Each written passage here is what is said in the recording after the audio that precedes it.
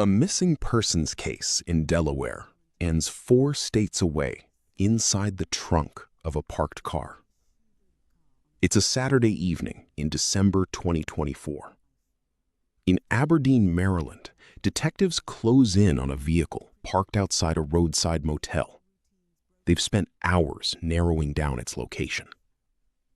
What they find inside that trunk closes a case that began 3 days earlier, nearly 70 miles north, in a quiet apartment complex in Newcastle County, Delaware.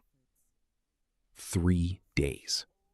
That's how long it takes for a routine missing persons report to turn into something no one in that apartment complex saw coming. This is the case of Tracy Nyariki. Everything in this documentary comes from official police statements, court filings, and Delaware Department of Justice releases. Not speculation, not rumor. Subscribe now, because every case on this channel is built the same way.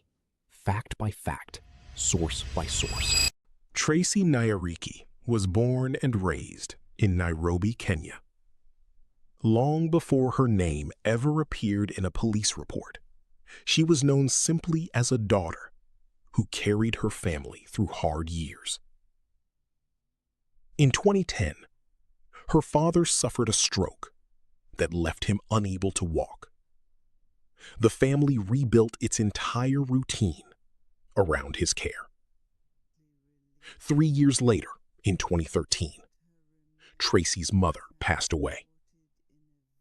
Within a short span, the household had lost its steadiest presence and taken on a permanent medical burden that would follow the family for years.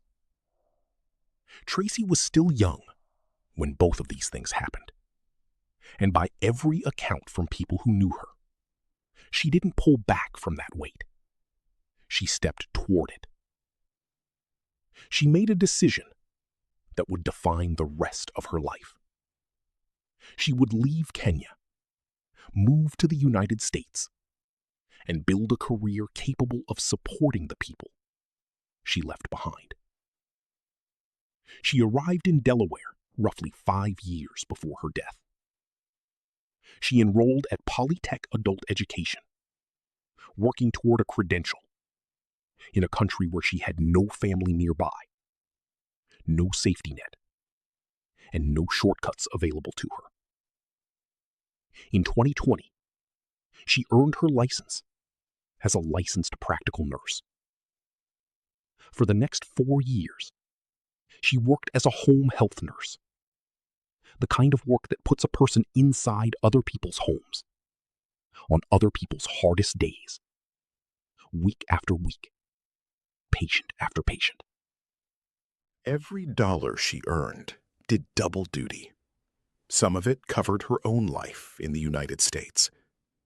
The rest went back to Kenya, toward her father's ongoing medical needs, and toward relatives who depended on her.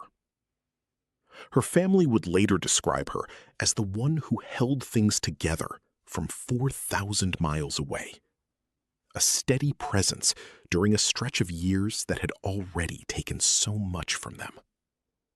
By December of 2024, Tracy's life looked by every outward measure like a story of hardship that had turned a corner.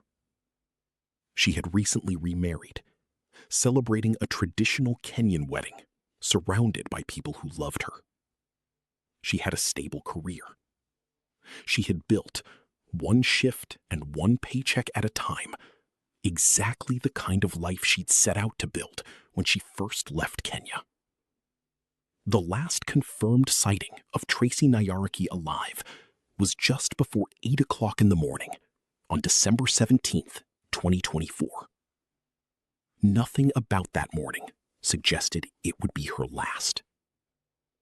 If you're new here, this channel covers true crime cases exactly like this one, built from court records and police statements. If you want to see where this story goes next, like this video, drop a comment, share it with someone who'd get pulled into a case like this, and subscribe so you don't miss what happens next. Before Tracy Nyariki remarried, Before that ceremony, surrounded by family and friends, there had been someone else in her life. His name was Nobert Matara, another Kenyan national, also living in Delaware, also building a life thousands of miles from where he was born. The two had been in a relationship. Court records don't specify exactly when it started or how long it ran. What's confirmed is simpler. By the time Tracy remarried, that chapter of her life was closed. Relatives who spoke to reporters after her death offered their own read on what may have driven what came next. They believed jealousy was behind it, that Matara hadn't accepted the relationship's end the way Tracy clearly had. That belief has never been confirmed in any court filing. It isn't established fact. It's what her family has said publicly, and to date, it's the only motive anyone close to this case has put forward. Here's what makes this part of the story land differently than most. There's no paper trail behind it.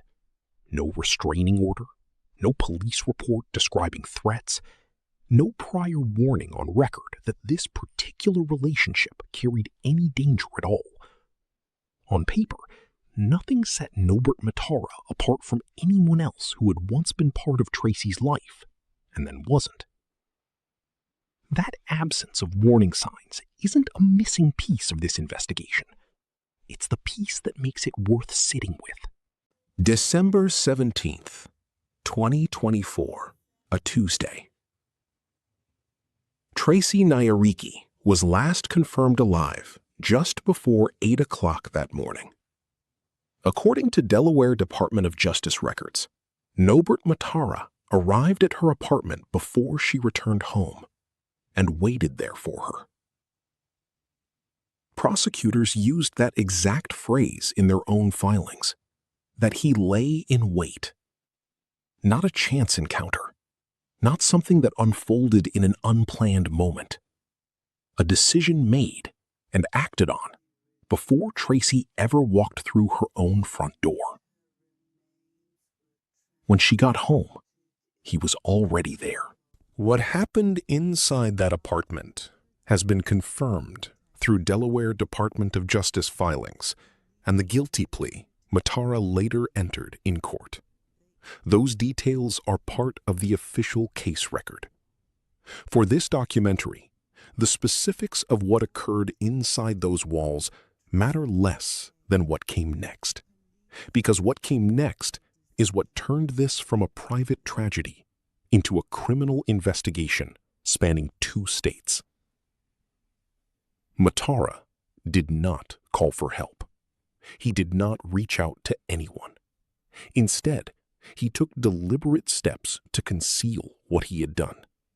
And by the time anyone else had reason to suspect something was wrong, he had already left the apartment, left Delaware entirely, and crossed state lines into Maryland. For the next 3 days, Tracy Nyariki's absence would go unnoticed by everyone outside that apartment. No alarm raised, no search underway, nothing. She had missed work, and her co-workers didn't yet know why. Her family, 4,000 miles away in Kenya, had no reason to believe anything was wrong at all. Somewhere in Delaware, a phone rang and went unanswered. A shift went uncovered. And for 3 full days, nobody watching from the outside had any reason yet to fear the worst. Friday, December 20th, 2024. 3 days after Tracy Nyariki was last seen alive. Her employer noticed first. She hadn't shown up to work in days, and everyone who knew her knew that wasn't like her. What started as a scheduling concern turned into something else entirely within hours. Her employer made a call to Newcastle County Police. Officers responded to her home at the Village of Kent Apartments in Bear, Delaware. On paper, This was a routine welfare check, the kind of call police departments field constantly, most of which end quietly, with someone simply answering their own front door. This one didn't end that way. Officers went inside. According to a statement later released by Newcastle County Police, they found what they described as several suspicious circumstances that raised concerns about her safety and well-being. Tracy wasn't there.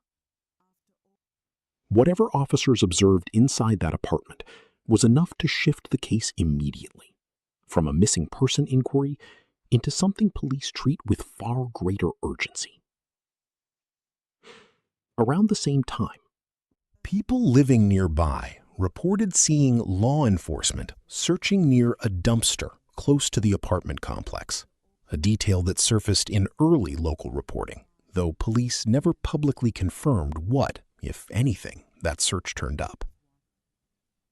With Tracy still unaccounted for, Newcastle County Police issued a gold alert.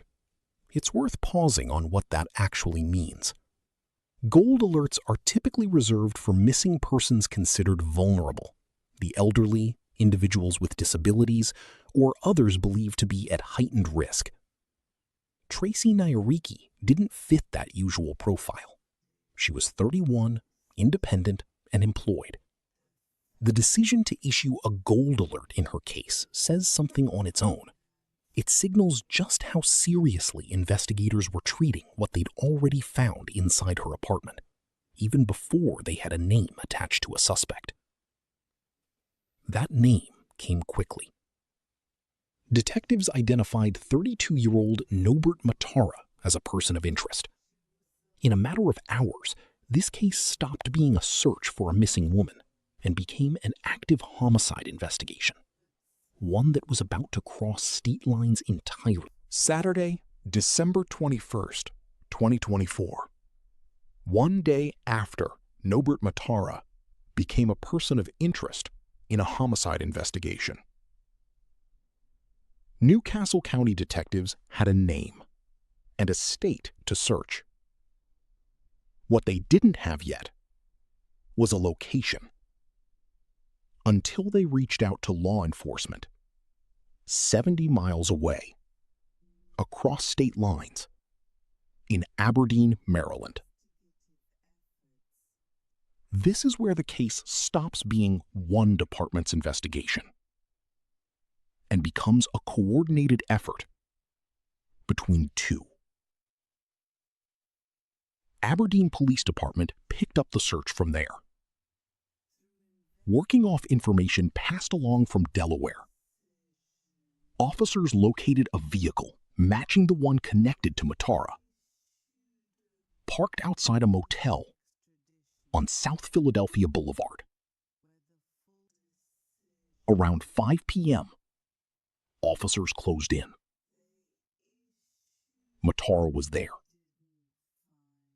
Officers took him into custody without incident. A search of the vehicle followed, and inside the trunk, investigators recovered what they'd been searching for since a phone call 3 days earlier. Tracy Nyariki. Delaware Department of Justice records confirm the identification matched. A search that began with a missed shift at a home health job ended here, in a motel parking lot in another state, closing the distance between 3 days of silence and the truth her family was about to learn. Matara was arrested on the spot by Aberdeen police, pending extradition back to Delaware. Detective Adam Holobinka, the lead investigator on the case, publicly asked anyone with information or footage relevant to the days leading up to the arrest to come forward. Even with a suspect in custody, the investigation was far from finished. Evidence still had to be gathered, processed, and confirmed before this case could move toward a courtroom. For Newcastle County Police and Aberdeen police, this marked the end of a search that had crossed jurisdictions in under 24 hours. For Tracy Nyariki's family, thousands of miles away in Kenya, it marked the moment 3 days of silence turned into confirmation of the outcome they had feared most. Nobert Matara was extradited from Maryland back to Delaware to face charges directly tied to what investigators had confirmed at that motel parking lot. He was arraigned on one felony count of first-degree murder in Newcastle County. At the time, police indicated additional charges could follow as evidence continued to be processed. No further charges have been publicly confirmed since that point. What came next wasn't immediate. Between the arrest in Aberdeen and what happened next in a Delaware courtroom, months passed in silence. Prosecutors worked through forensic evidence, case files, and documentation tied to the events of December 17th. For Tracy Nyariki's family, this stretch meant waiting for a process that was neither fast nor guaranteed to end the way they needed it to. It would take more than 4 months for the next major turn in this case to arrive. On April 29, 2026, Nobert Matara stood in Newcastle County Superior Court and pleaded guilty to first-degree murder. There was no trial, no jury selection, no weeks of testimony walking through what had happened inside that Delaware apartment. Just a guilty plea entered directly, more than a year after Tracy Nyariki's family first learned what had happened to her. Delaware Attorney General Kathy Jennings addressed the case publicly following the plea, describing it as one of the most disturbing cases her office had handled, and crediting the coordinated work between Newcastle County Police and Aberdeen Police for bringing it to this point. With a guilty plea entered, the only question left was what sentence Delaware law would require. That answer was still 2 months away. June 26, 2026, nearly 18 months after Tracy Nyariki was last seen alive, Nobert Matara returned to Newcastle County Superior Court for sentencing. Under Delaware law, first-degree murder carries a mandatory sentence. The court had no discretion to consider a lesser term, no range to weigh, no negotiation left on the table. Matara was sentenced to life in prison. Newcastle County Police Chief Colonel James J. Leonard III addressed the outcome publicly, crediting the coordinated work between his department and Aberdeen Police for both the speed and the outcome of this investigation. A case that moved from a missing person report to an arrest in a matter of days, and from an arrest to a life sentence in under 2 years. Across 18 months, this case moved through checkpoints that most homicide investigations take far longer to reach. A welfare check, a gold alert, a cross-state search, an arrest within 24 hours of identifying a suspect, a guilty plea instead of a trial, and now a mandatory life sentence. Closing the legal chapter of a case that began with a missed shift at a home health job in Delaware. No appeal has been filed. No further hearings are scheduled. As of this recording, the case of Tracy Nyariki is closed in the eyes of Delaware's court system. For her family, thousands of miles away in Kenya, this sentencing didn't undo anything. It simply confirmed that the man responsible would spend the rest of his life behind bars, the only form of accountability the law was ever able to offer them. In the weeks following Matara's sentencing, attention shifted away from a courtroom in Delaware and back toward a family in Kenya still working through what came next. Christine Mayaka organized a fundraiser with a specific goal: bringing Tracy Nyariki's remains home. Not home to the apartment in Bear, Delaware, where she'd built the life she'd worked so hard toward. Home to Nairobi, the country she'd left roughly 5 years earlier, hoping to build something better for the people she loved. The fundraiser laid out its purpose plainly. Repatriation isn't simple, and it isn't inexpensive.